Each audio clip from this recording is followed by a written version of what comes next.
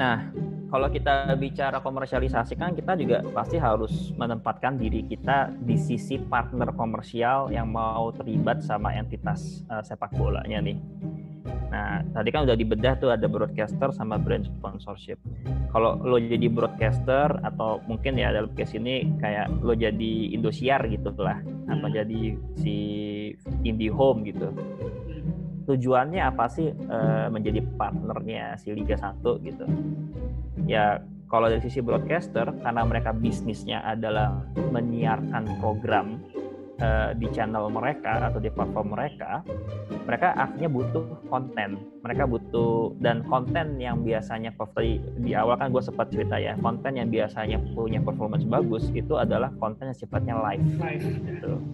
Nah, ketika kontennya bagus dan pertandingannya berkualitas, itu bisa, kalau kita bicara di performance dunia broadcast ya, bisa meningkatkan TVR dan TPS, TV rating dan TV sharing.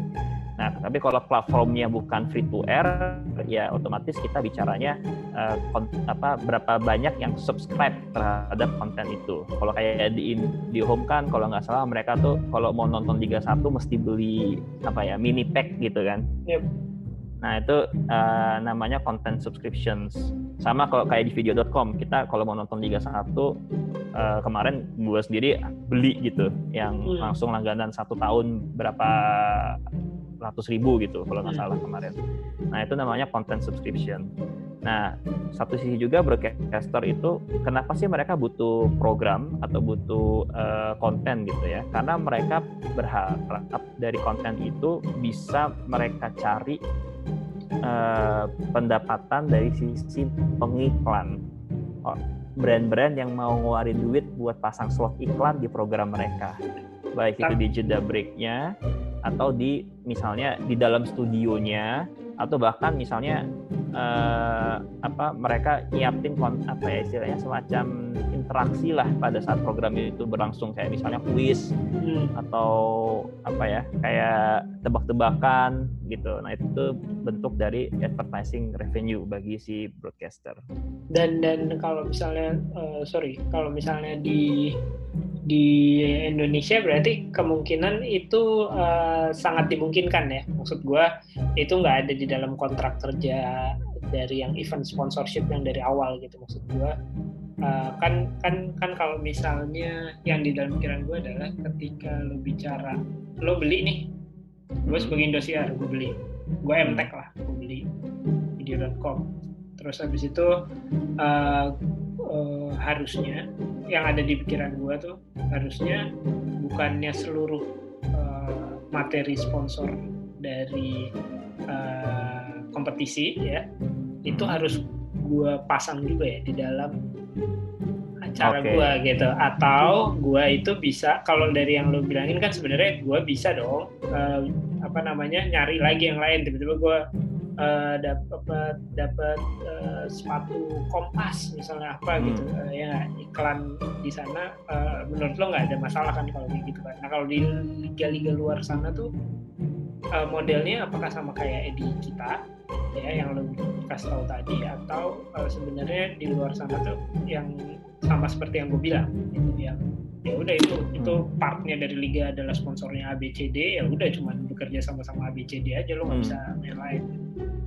Nah, itu sebenarnya again ya, dalam dunia bisnis tuh tidak ada satu pakem yang pasti yang kayak harus begitu pakemnya. Setiap engagement kontrak dengan partners itu akan punya degree of variation-nya sendiri-sendiri. Pendekatan di mana kalau misalnya kalau lo nge-broadcast pertandingan gue, lo hanya boleh menayangkan materi sponsor yang sponsor di program gue, itu paling sering kita temukan di event yang seperti Champions League. Kalau lo nonton Champions League, biasanya nanti iklannya pun pasti sponsor-sponsornya Champions League. Betul. Ya, Heineken gitu-gitu ya. Heineken, PlayStation kah, atau apa gitu kan. Tapi ketika kita bicara bentuknya adalah kayak Liga Inggris gitu ya. Waktu gue di Inggris pun nonton Liga Inggris dari TV gitu. Yang muncul di iklan itu nggak harus sponsornya Liga Inggris gitu. Dan by the way, Liga Inggris sendiri kan sebenarnya sejak tahun 2015 2016 gitu ya, mereka tuh sudah tidak menggunakan strategi title sponsorship. Jadi dulu kan kita kenalnya Barclays Premier League gitu kan. Sekarang mereka cuman ya Premier League aja. Nah, meskipun ada carlingnya ya sebenarnya ya. Kalau nggak salah carling kan ya? Gue lupa deh. Tahun ini tuh apa sih? Carling Cup ya? Ya carling ya. Nah itu kan event yang berbeda lagi kalau Carling Cup. Nah tapi kalau di Indonesia kebetulan kita masih pakai strateginya title sponsorship gitu. Makanya kalau official name-nya jadi Shopee Liga 1. Atau dulu 2018 Gojek Liga 1 gitu. Tapi kalau secara administratif di kelembagaan sepak bolanya ya tetap namanya Liga 1 gitu. Jadi untuk keperluan komersial disebutlah title sponsor. Title sponsor ya. Oke. Nah gue tadi nanya kayak gitu karena gue pas lo ngomong kayak gitu gue jadi keingat karena gue baca soal regulasi jersey ya.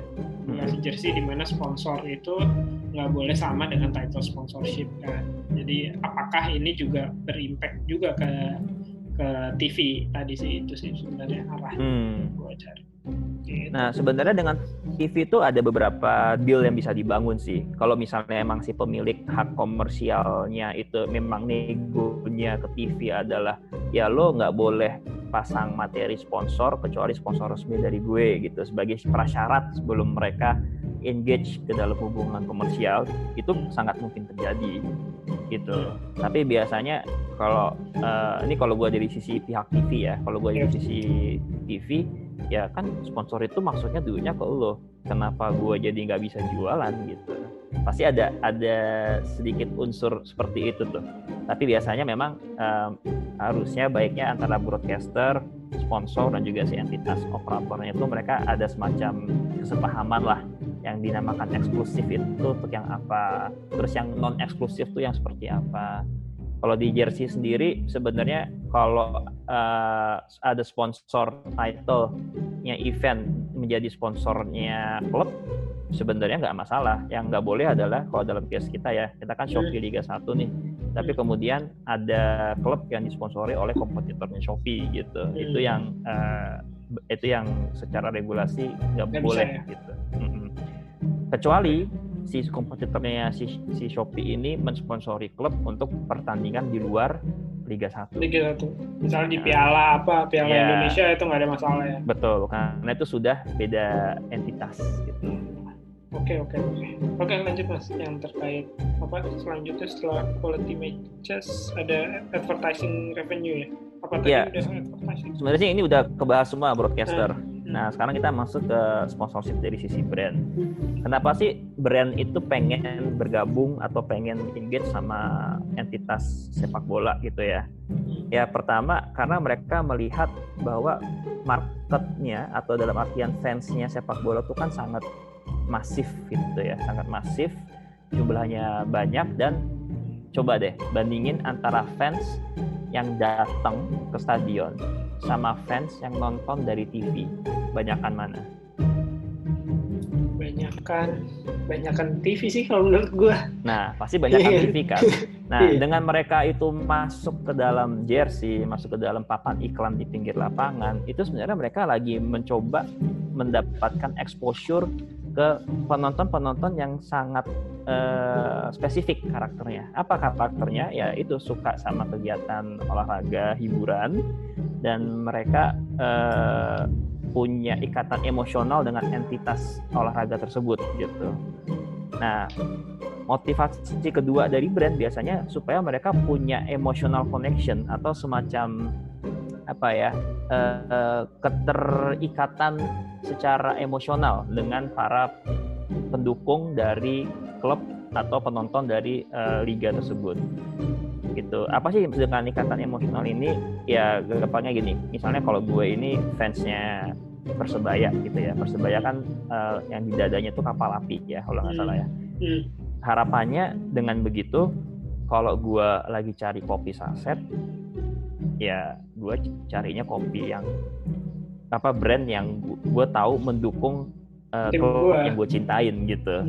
Harapannya akan ada preferensi lebih kuat ke si kapal apinya dibandingkan brand lain gitu. Gue kalau untuk itu gue ada contoh sih, dan di Surabaya juga memang benar. Ternyata gue baru ngeh juga, maksudnya ternyata bisa sampai kayak gini ya, emotional connection ini, gimana sampai akhir tahun kemarin itu kan dia kalau nggak salah sama Antangin ya. Antangin. Nah, produk lain kan ada tolak angin lah gitu ya, sebetulnya tolak angin. Nah, bahkan salah satu fans yang saya ajak ngobrol waktu itu sampai segitunya gitu, maksudnya gue nggak akan beli ini karena yang membantu tim gue adalah Antangin, jadi gue ini akan gila, crazy juga maksud gue, wow sampai kayak gini ya ikatan emosional. Jadi betul. Nah itu apa ya, sisi emosional yang brand itu coba dapatkan. Karena mereka tahu nih kalau kita gini ya, gampang gini. Kayak misalnya gue kan fansnya Chelsea nih. Ya regardless lah Chelsea komentar orang kayak gimana gitu kan. Gue fansnya Chelsea dan gue pendukungnya Frank Lampard gitu. Ketika gue tahu Chelsea itu mulai tahun depan lah akan disponsori oleh Tri Telkom itu loh. Seluler Tri. Gue sempat kepikiran, wah berarti gue masih cari produk Tri itu, meskipun gue belum tentu actually beli ya, tapi secara emosional gue udah mulai ada sedikit ke bawah gitu. Sama kayak ban mobil deh. Jujur aja, gue dulu tuh ban mobil tuh gue selalu nyarinya ya udahlah Achilles aja, apa kayak GT radial, mana yang depan mata gue kelihatan. Setelah Chelsea disponsori Yokohama Tires, jujur aja gue rada kepikiran waktu mau beli ban, apa coba Yokohama ya gitu loh. Nggak rasional sih. Nggak rasional, emang agak nggak rasional. Tapi itu memang terjadi shifting begitu, terlepas misalnya belum tentu ketika gue cari Yokohama beneran ada produknya di market, belum tentu ada gitu. Cuman minimal secara perilaku gue sebagai konsumen ada sedikit influence dari paparan merek-merek itu di sesuatu yang gue cintai ini gitu. Dan itu yang berhasil ya yang seperti itu ya. Iya, itu salah satu indikator berhasil lah gitu. Nah, terus yang ketiga, sponsor tuh ya tujuannya mensponsori entitas olahraga ya, mereka kalau bahasa orang marketing ya, mereka tuh pengen mendapatkan brand positioning tertentu. Brand positioning itu maksudnya apa ya?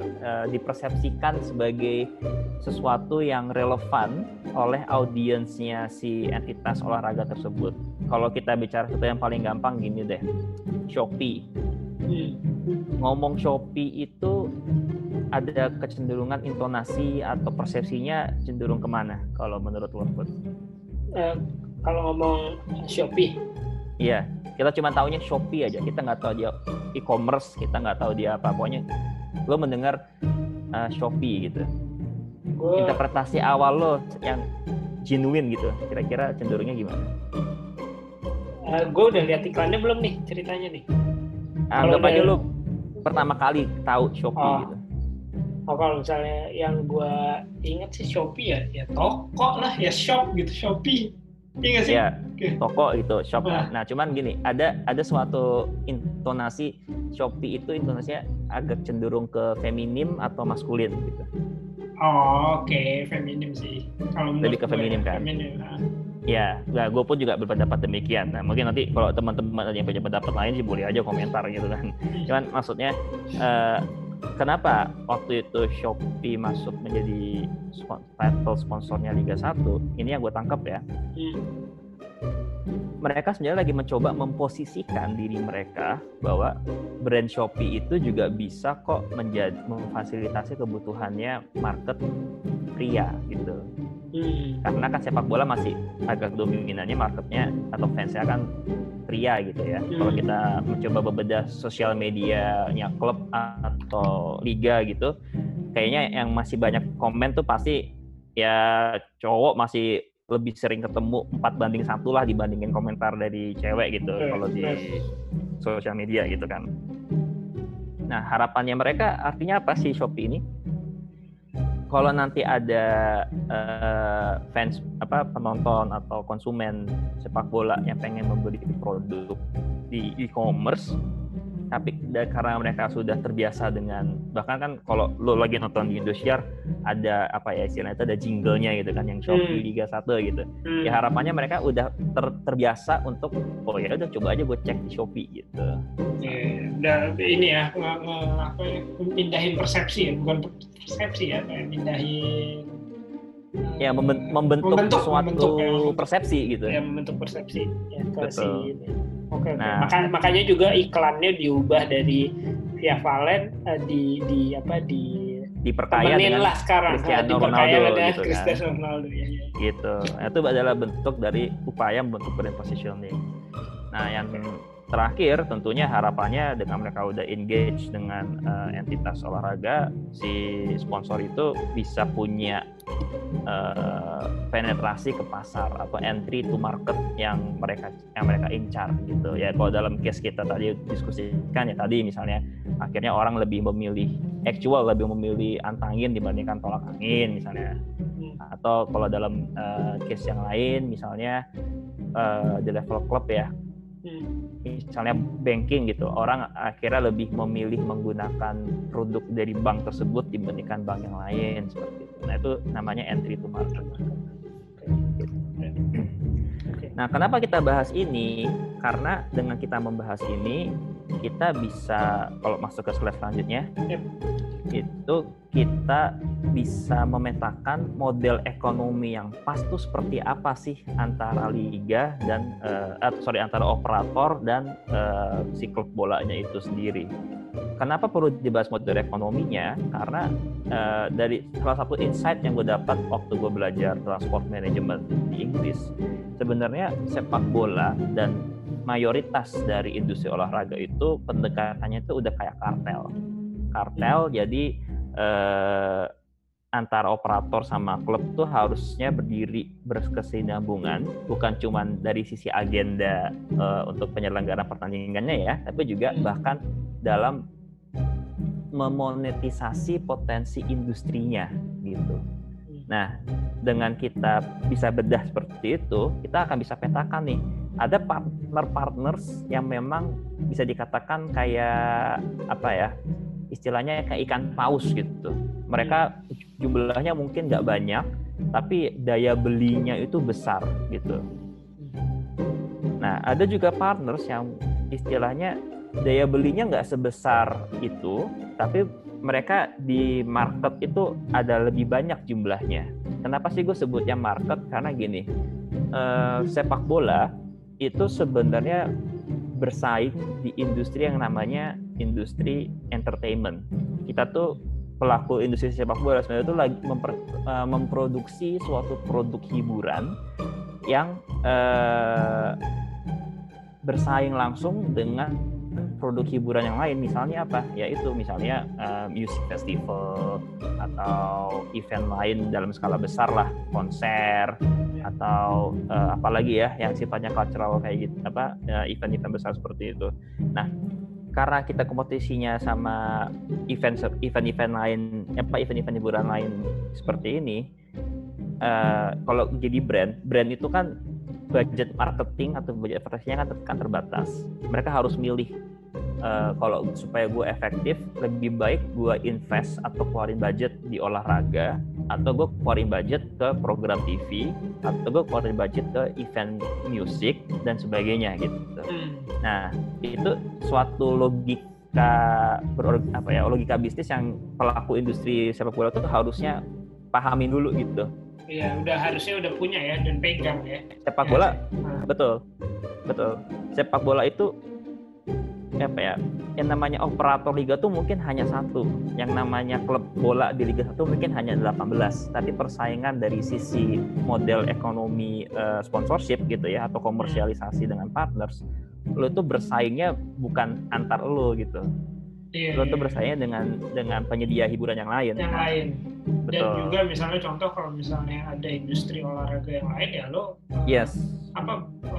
sebutannya apa ya? Ya duluan lah ya istilahnya. Duluan lo harus bisa jualan diri lo ya supaya lo bisa hidup, ya nggak sih? Harusnya Betul. punya sense ke sana ya. Betul. Nah, kalau hubungannya dengan liga dan klub, ya ini baiknya kalau partners yang tadi ya, yang kayak ikan paus, yang big scale, kayak broadcaster, terus title sponsorship event, itu baiknya dikelola, usulan gue, itu baiknya dikelola sama operator kompetisi. Dan jangan sampai operator kompetisi, tanda kutip, makan juga partners yang sifatnya ikan kecil gitu loh, yang lebih kecil daya belinya gitu. Contoh. Kasih gue contoh. Gue gak kebayang nih yang barusan lo bilang. Gampangnya gini, kalau misalnya katakan untuk jadi title sponsor itu harus keluar duit, let's say berapa ya title sponsor. Kalau kayak case-nya Barclays itu kan mereka sempat keluarin uangnya tuh 1 tahun itu setara dengan 2,5 triliun rupiah lah. Katakan Barclays Premier League atau La Liga Santander katakan sekian. Jangan sampai si La Liganya atau Premier League-nya bikin produk sponsorship yang juga menelan atau memakan pasar yang dari brand yang hanya mampu keluar uangnya ratusan miliar gitu. Kenapa? Karena supaya ratusan miliar ini bisa ditelannya sama klub aja gitu. Harus ada diferensiasi produk. Si operator kompetisi itu harus yang produk yang sifatnya big, apa ya istilahnya tuh, bukan big size, yang bukan premium juga, apa ya istilah yang lebih pas ya. Intinya jangan sampai si operator berkompetisi sama klub dalam mencari sponsor gitu loh. Gitu. Jadi kalau operator ngejar partners yang tadi size-nya gede, jangan sampai mereka masuk ke market yang receh gitu. Gitu. Karena kan tadi again operator sama klub itu sifatnya hubungannya kayak kartel. Kalau mereka rebutan kayak gini, jadi nggak kondusif tuh nanti. Kartelnya rusak beneran. Nah bahkan kalau dalam klub, saran gue yaitu dengan partners, kalau bisa lo jangan pakai klausul exclusivity. Maksudnya apa? Kayak tadi Antangin gitu. Jangan sampai misalnya Persebaya udah sama Antangin, terus dia bikin klausul si Antangin hanya boleh sponsorin Persebaya, nggak boleh sponsorin klub yang lain gitu. Itu menurut gue justru akan merugikan ekosistem kita sendiri. Kalau memang Antanginnya mau mensponsori Persebaya dan klub yang lain, ya nggak apa-apa, why not gitu. Oke. Berarti sebenarnya kalau misalnya kita bisa tarik yang contohnya Indomie aja ya. Misalnya Indomie masuk ke Persija gitu, tapi Persija sebaiknya menurut lo adalah sebaiknya jangan mengekang kerjasamanya, ya nggak? Iya. Biarkan si brand ini untuk bisa masuk ke klub yang lain juga. Klub yang lain ya. Karena kalau logika berpikirnya, ya gue maunya Antangin duitnya masuk ke gue semua gitu, nggak boleh masuk ke klub lain. Ya akhirnya ekosistemnya jadi rontok gitu, jadi nggak bagus. Karena jujur aja nih, nggak semua brand itu bisa melihat sepak bola itu sebagai suatu platform yang seksi. Mereka pasti punya pertimbangannya masing-masing. Ya salah satu yang based on value itu tadi lagi. Value klub juga dilihat. Betul. Kalau bagi mereka emang marketnya bukan di sepak bola, ya mereka nggak akan pernah mau masuk ke sepak bola gitu kan. Kan harus ada suatu rasional keputusan dalam proses sponsorship ini. Makanya kalau gue sih menyarankannya gitu, kalau lo jadi pelaku industri di level klub, nggak usah ada exclusivity clause, ya biarin aja dia mau masuk ke lo sebagai sponsor dan dia juga mau masuk ke klub sebagai sponsor, monggo aja. Yang penting urusan benefit lo dengan si partners ini tercapai jalan sesuai ya rencana gitu.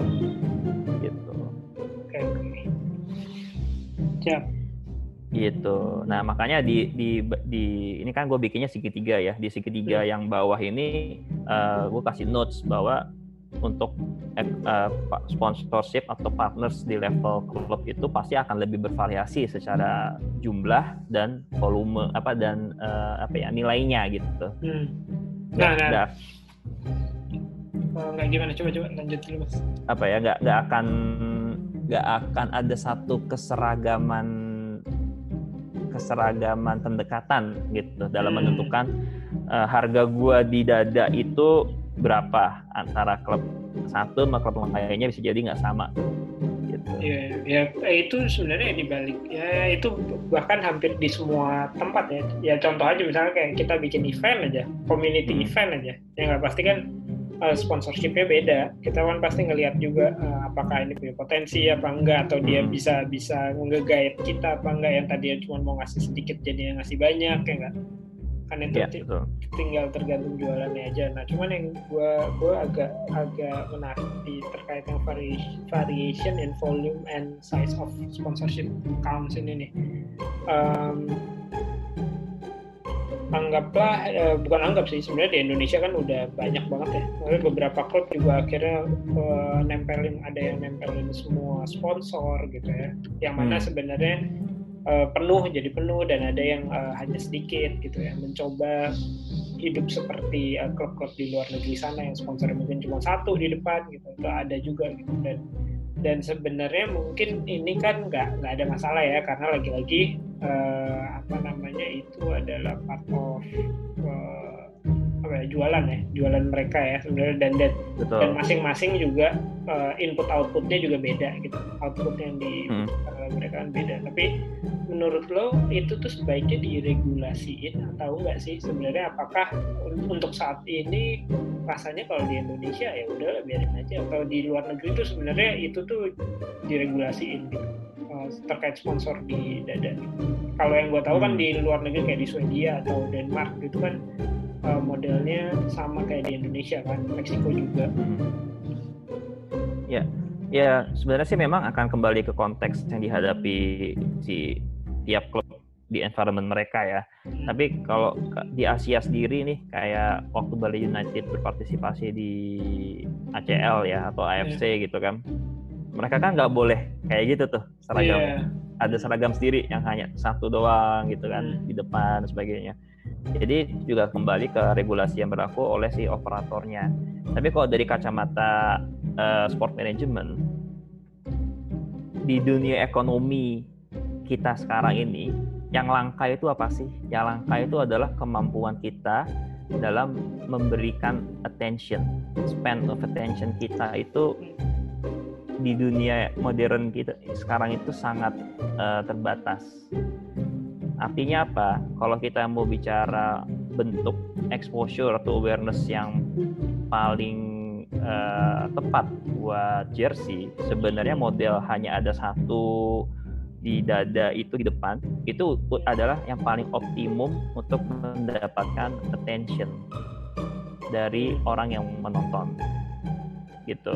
Tapi ada juga mungkin ya, bisa juga nih dari sisi brand ngerasanya ya kalau sekecil apapun nilai yang mereka keluarkan, mereka merasanya ya gue nggak akan mau kalau gue nggak bisa muncul di jersey gitu.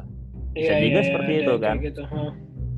Padahal sebenarnya advertising asetnya klub itu nggak cuma jersey gitu. Memang jersey is the most premium advertising spot buat brand.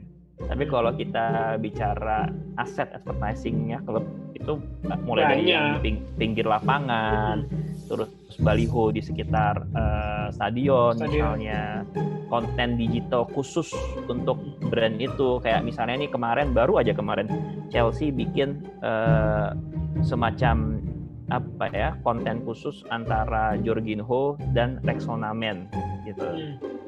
Atau mereka bikin konten khusus yang disponsori oleh Nike Training Club. Itu bisa aja sebagai aset istilahnya aset advertising yang digunakan untuk parts of sponsorship benefits.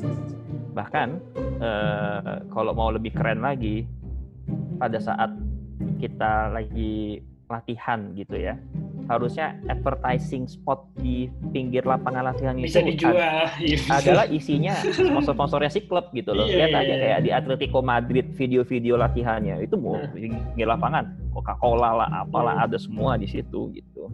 Yang mana di sini nggak ada ya?